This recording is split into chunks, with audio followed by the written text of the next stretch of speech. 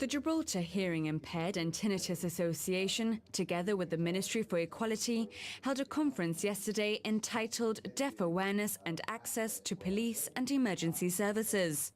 The event featured a number of guest speakers from the UK.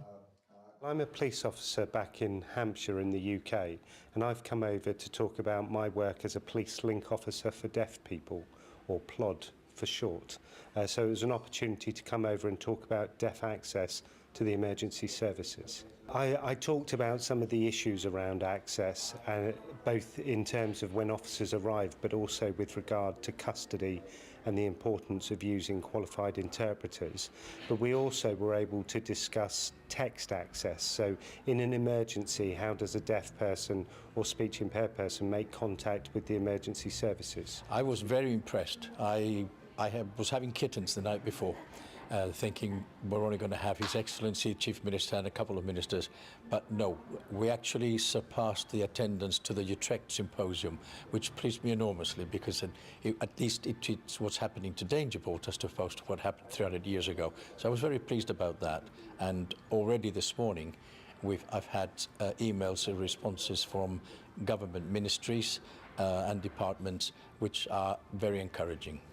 The conference celebrated 10 years of British Sign Language being recognised as a language in its own right, with its own syntax and grammar. Today, guests were invited to Gibraltar's first ever rock tour, given in BSL.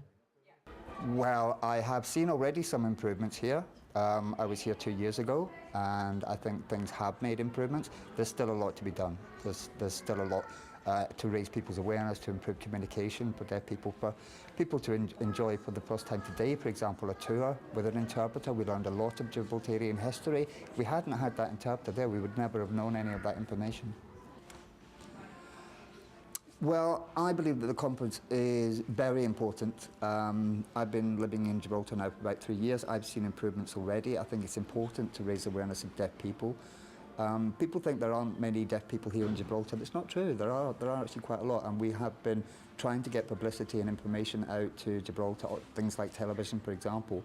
And a lot of deaf people are approaching me since I've been seen. We've had courses in sign language, levels 1 and 2.